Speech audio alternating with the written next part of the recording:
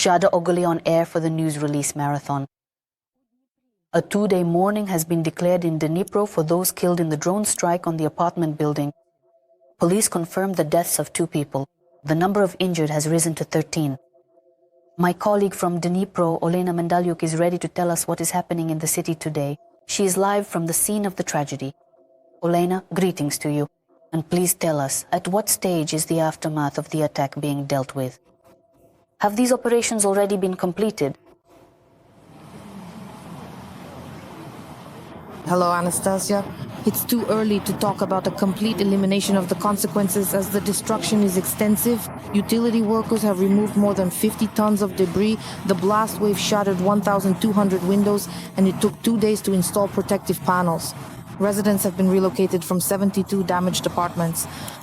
For the first 3 months, the city budget will compensate the victims for their housing rent. After a full inspection of the impact site, it is likely that demolition of the damaged structures will be carried out. Today, the owners of the apartments located near the epicenter of the strike allowed the emergency services to collect all the personal belongings that are still intact, and the staff continue to work and monitor these items. Because at the site, Nazar, there remains another problem due to the Russian attack at the start of the heating season for 2 residential districts, Pridniprovsky and Sonyachny, is now in question. Next, please, let's go to the direct speech. During the heating season, the remaining buildings need to be provided with heat supply and gas supply. We are working on these issues. The main problem that the city authorities and city administration will need to solve is heating in the Pridniprovsky residential district and heating in the Sonyachny residential district.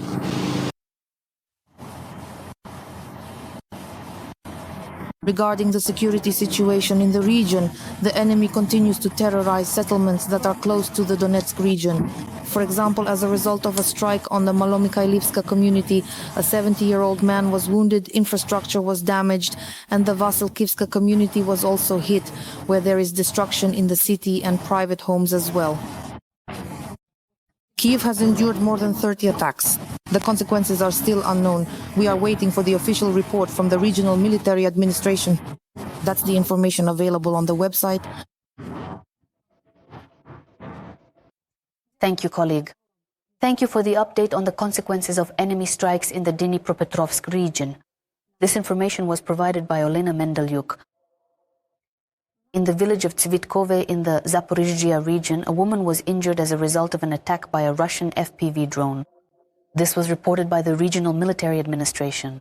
Overall, during the day, the occupiers struck 3 districts in the region: Polohi, Vasilivka, and Zaporizhzhia. The frontline territories suffered from air and artillery strikes. 400 drone attacks were also recorded. There are reports of damage to homes, infrastructure facilities, and vehicles. In the Kherson region, 7 people were injured over the past day. 35 settlements and the city of Kherson itself were subjected to enemy drone terror, airstrikes, and artillery shelling. Russian forces targeted critical and social infrastructure. In residential neighborhoods in particular, 5 apartment buildings and 10 private houses were damaged. The occupiers also damaged an administrative building and civilian vehicles. The situation with critical infrastructure is dire. The situation remains consistently difficult, both for the military and civilians, and for us as well. The situation with critical infrastructure is exactly the same. Constant shelling, constant shelling. Not only are critical infrastructure nodes like energy, water, sewage, and heating under attack, but mobile communications are constantly targeted as well. Our operators are also quick to respond. They're carrying out repairs. We assist them, the military helps, and the military escorts energy workers on their repair trips. Due to the Russian attack, public transport in Kharkiv is operating with restrictions, according to the city council. The metro has also stopped. It is now functioning only as a shelter. Several trolleybus and bus routes are not running, and due to unstable voltage, service disruptions may occur throughout the day. Shelling in the Kharkiv region continues unabated. According to the regional military administration, over the past day, the Russian army shelled 6 settlements in the region. The enemy used guided aerial bombs, attack drones, and FPV drones. As a result, a 46-year-old man was wounded in Rokitne. More than a dozen private houses, outbuildings, and a car were damaged. Over 600 people currently remain in Kupiansk. It is very difficult to leave the city. Civilian volunteers can no longer get there. People have to walk more than 10 kilometers to reach the rescue transport along a road controlled by enemy drones. The Russians are also hunting those who want to leave Borova. A report by Svetlana Shekera. The outskirts of Pisky-Radkivsky near Borova. The volunteers who came to evacuate the elderly woman are hiding under the trees. An FPV drone is buzzing in the sky. Miss Valentina, while waiting for the car, was also hiding under the bushes. This one right over here, as you can see. This is already Borova. And yet, there are still people remaining in the settlement. Where to? We're taking them, it's like an anthill here. Well, we're not taking them all the way to Kharkiv, to The dormitory. And here. You never know when something will fly in. The volunteers pass the most dangerous stretch of road through a tunnel made of netting. because it's very dangerous, very often you have to move very, very quickly. Will God be with us. Already in Kharkiv, Mrs. Valentina admits that she refused to leave several times. That his life didn't become unbearable and she wasn't left alone on the street. And they offered me 100. In these times right now. And they came for me once. And you refused? Well, where would I go like some kind of hero? They promised the war would end in a few minutes anyway. But now it's scary. Now the drones are coming, sweeping through, flying right overhead and dropping things again and again. And civilians are walking, and cars and people are going, and those who are dropping them too. Miss Olha left Borova because the Russians injured her son with a drone. He was coming back from work in Novoselivka. And he had just recently crossed over into the city, arriving at Novoselivets, which is a small but significant location. And then, unexpectedly, a drone suddenly flew in, creating a tense and dangerous situation. Fortunately, he was found very quickly by those nearby, and help arrived soon after. They performed surgery, but he will not be able to see. Mr. Viktor Ostaniev left the village of Izyumske. He survived by a miracle. After the drone strike, his house burned down. Only one passport was left. I was slowly walking along the street. To the second well to fetch water. When I came back, that was it. The house was already on fire. It was already useless to try to put it out. There was no water. And the wells. Ole Chupenko says that each evacuation is becoming more and more difficult. This time the drone was hunting the car and exploded just a few meters away.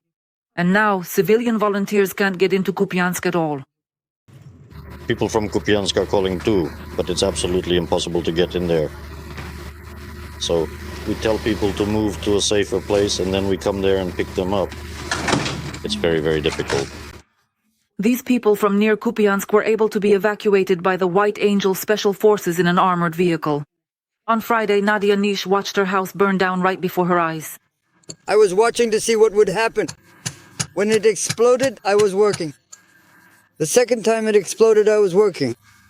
I look and it's full of smoke. The house is on fire. My money is gone. People had given me 500 hryvnias. My passport burned up. I took such good care of that passport. These people from Myrn near Kupiansk walked 11 kilometers on foot to a safe place, where they were picked up near Yanguli. We walked on foot all the way to Nechvalodivka, along Arazivka. Uphill, downhill, it was terrifying. They were firing with long-range weapons. Natalia's husband says it was the morning fog that saved them. He tied a white ribbon to his fishing rod. Were you hoping they wouldn't touch you? We were hoping so, yes. Both volunteers and the military urge people to evacuate in time before the settlement turns into a kill zone.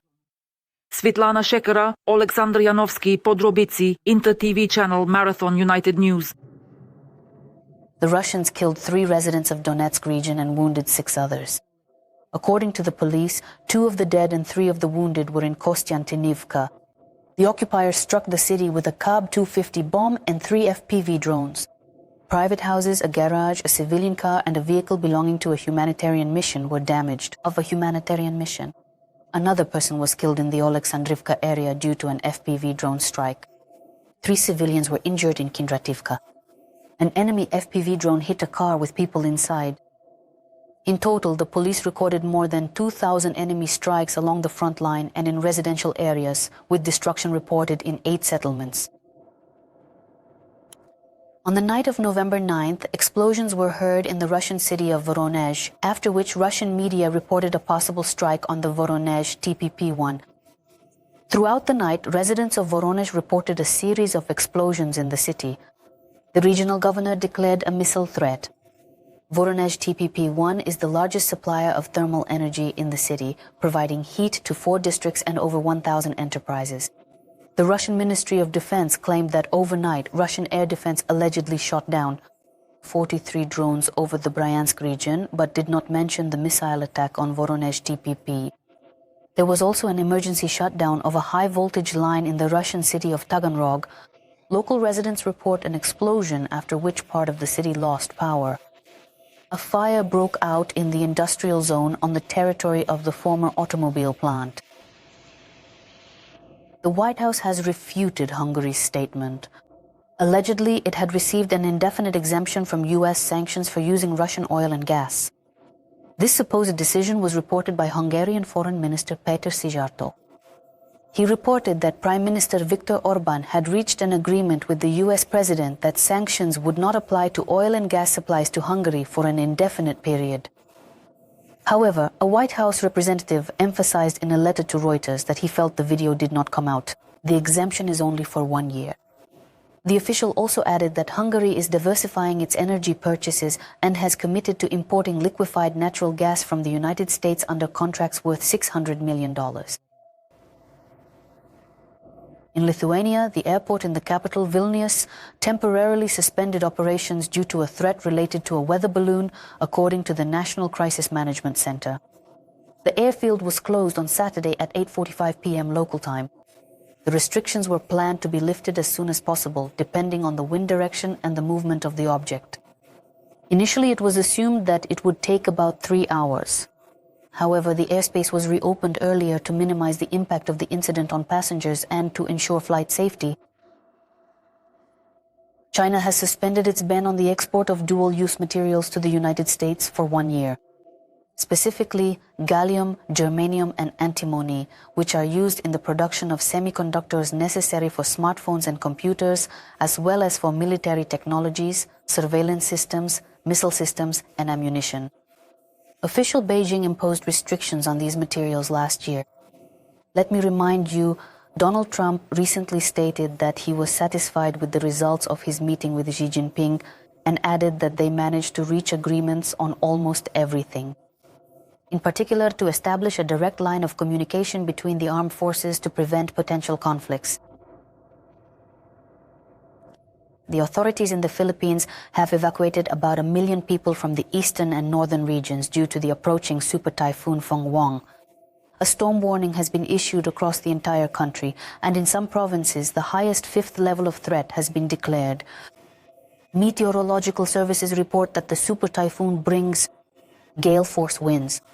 The civil aviation regulator reports the cancellation of more than 300 domestic and international flights. The situation is further complicated by the fact that the Philippines have not yet recovered from the previous natural disaster. Fenghuang approached just 4 days after a typhoon that claimed the lives of 200 people. The Minister of Defense says that the new storm could affect a significant part of the country, including its capital, Manila. In the Sioux, 30 million people could find themselves in the danger zone. I'm worried and afraid because we don't know how strong the typhoon's impact on us will be. That's why we're scared. I'm here with the children while my husband is still out earning a living. So we decided to just stay here and evacuate.